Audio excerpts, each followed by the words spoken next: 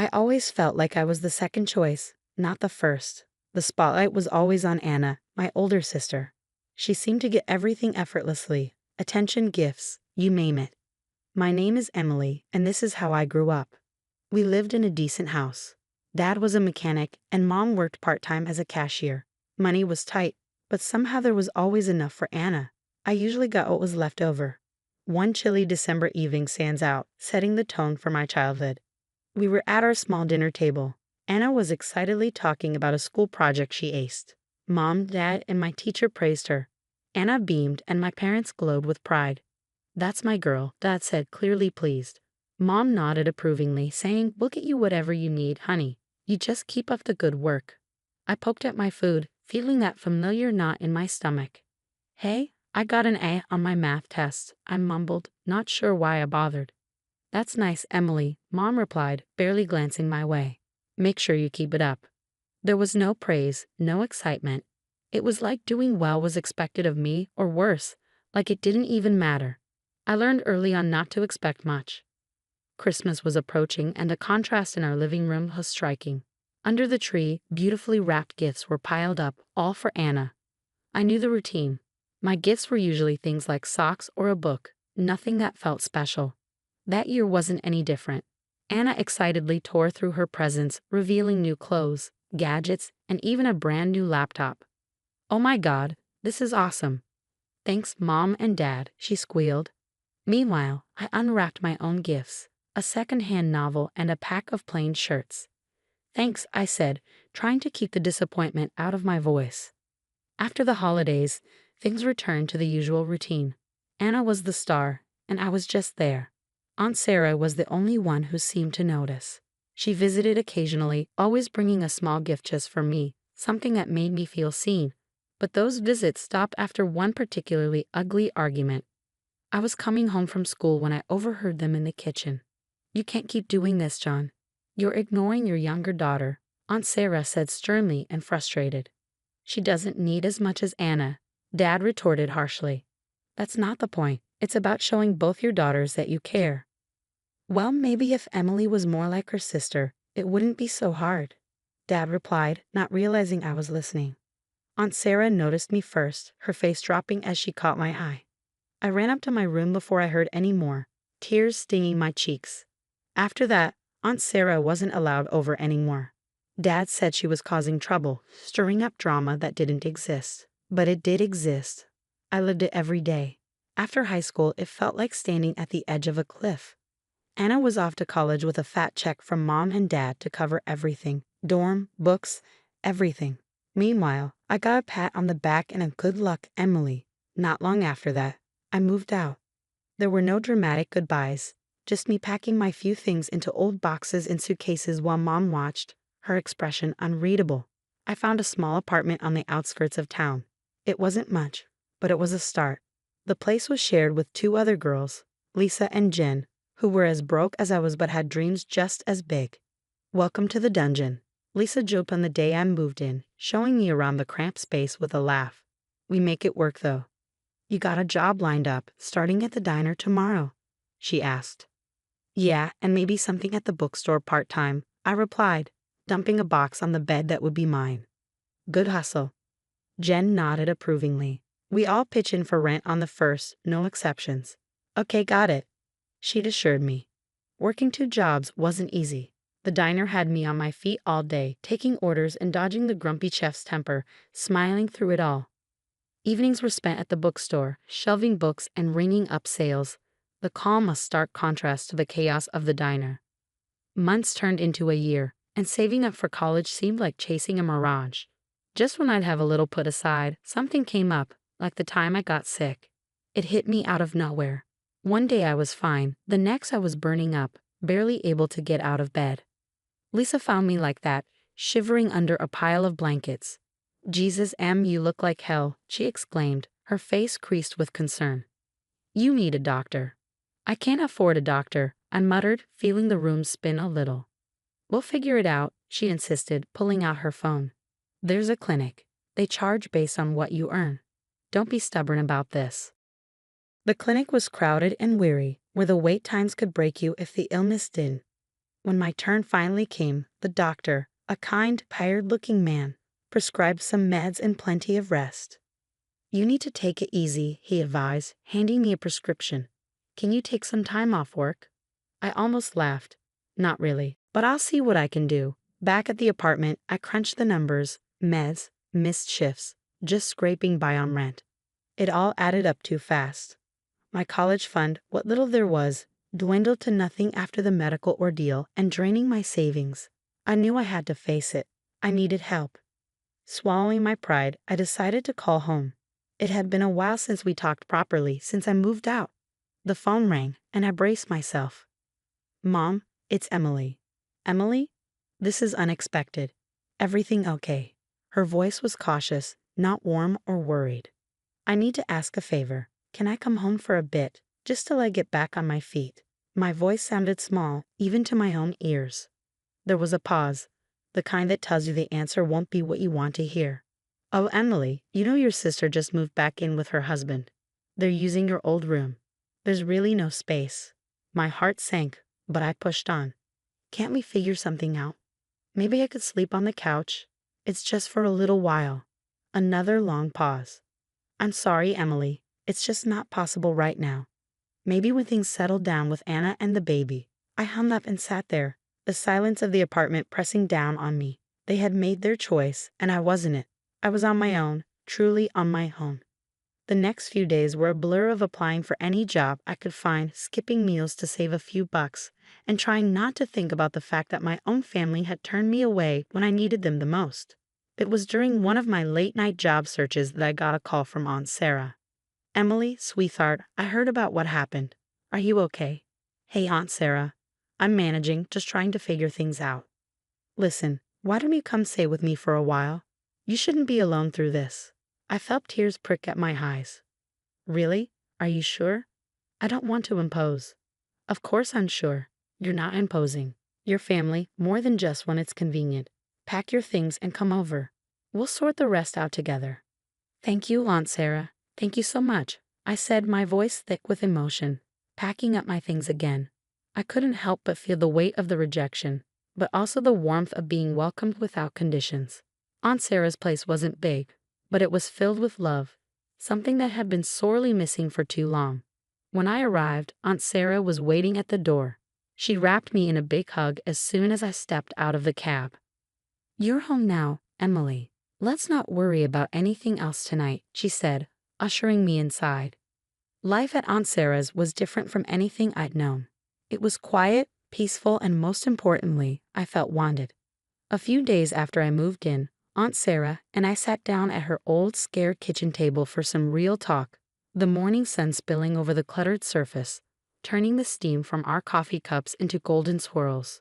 "So, Emily, what's the plan?" Aunt Sarah asked, her eyes locking onto mine with that direct, no-nonsense way she had. I took a deep breath, stirring my coffee slowly. "Honestly, Aunt Sarah, I want to go to college. I want to be a lawyer, but everything's just messed up right now," I admitted. She nodded, tapping a finger on the table thoughtfully. "Lawyer, huh?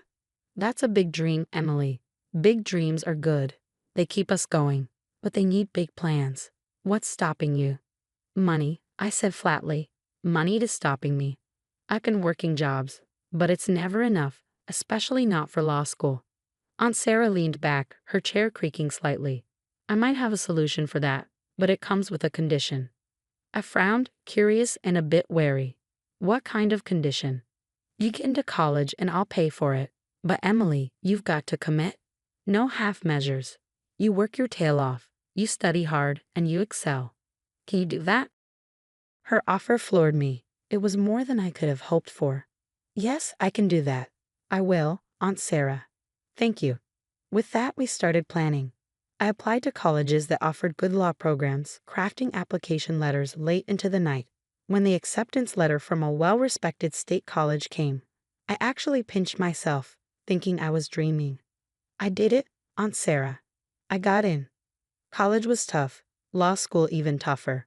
Aunt Sarah's financial support freed me from the constant stress of money, but it put another kind of pressure on me. The pressure to succeed, not just for myself, but for her too. As semesters passed, I not only met Aunt Sarah's expectations, I exceeded them. My grades were top of the class, and I landed an internship at a local law firm. One evening, after a particularly grueling day at the firm, I came home to find Aunt Sarah in the kitchen, her expression more serious than usual.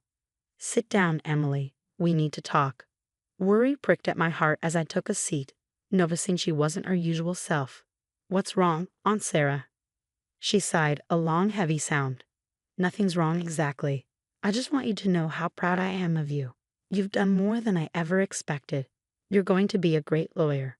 Her praise warmed me, but her tone hinted at something unsaid. "Thanks, Aunt Sarah.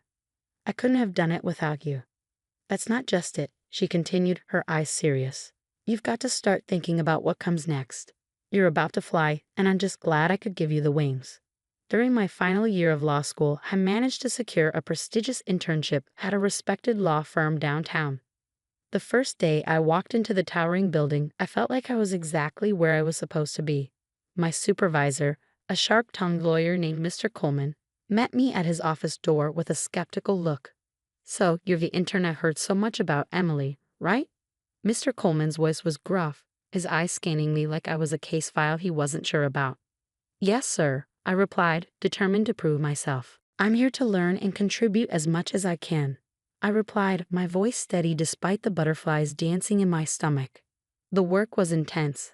I spent days buried in legal research, drafting documents, and sometimes I was allowed to sit in on client meetings, observing the real dance of law. Mr. Coleman didn't hand out praise easily, but when he did, it stuck. One late evening after everyone else had gone home, I was still at my desk poring over a particularly tough case when Mr. Coleman walked by. He stopped, looking over my shoulder at the piles of legal journals and notes spread out in front of me. "Don't you ever go home, Emily?" he asked, an eyebrow raised in amusement or maybe respect. "Not until I figure this out," I answered without looking up. "This case could set a precedent, and I think there's an angle we've missed." Mr. Coleman grunted, pulling up a chair. "Show me." We spent the next hour discussing the case back and forth, with me arguing my point based on a precedent I found that could help our client. Finally, he leaned back, rubbing his chin thoughtfully. "Not bad, Emily, not bad at all. You've got a sharp mind for this. Keep it up, and you'll make a fine lawyer." The day I graduated, I felt a mix of pride and nostalgia. Aunt Sarah was in the front row, clapping louder than anyone else, her eyes shining with tears. After the ceremony, as we walked out of the auditorium, she hugged me tight. "You've done it, Emily. All those years of hard work, and here you are," she said, pulling back to look at me with that proud, unwavering support that had become my rock. "I couldn't have done it without you, Aunt Sarah. You believed in me when no one else did, not even myself," I said, my own eyes misty. With my law degree in hand, I started applying for jobs. The market was competitive, brutal even, but I was not deterred. I sent out dozens of applications, went on several nerve-wracking interviews, and finally, I got a call that would start the next chapter of my life. "Miss Emily, this is Jared from Mason and Associates. I'm pleased to inform you that we'd like to offer you the position. Your internship performance was highly recommended by Mr. Coleman, and we believe you'd be a great fit." I almost dropped the phone. "Thank you, Jared. I'd be honored to accept." When Aunt Sarah told me that my sister Anna had never graduated college due to her early pregnancy and quick marriage, I wasn't really surprised. Aunt Sarah's health took a turn for the worse not long after that revelation. I was at work, buried in files, when I got the call from the hospital. My world stopped. I barely remember grabbing my things and rushing out.